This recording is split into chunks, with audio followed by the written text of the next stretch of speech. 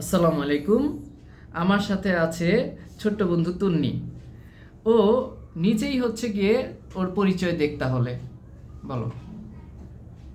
My name is Tony. I am 8 years old. I reading in class 4. I study in Ashulia Bon Mission School. ওকে, ধন্যবাদ। তন্নি, আজকে তোমার পছন্দ মতো আমাদের 5টি ওয়ার্ড মিনিং বলে শোনাও। অর্থ পড়া, রেড অর্থ লাল,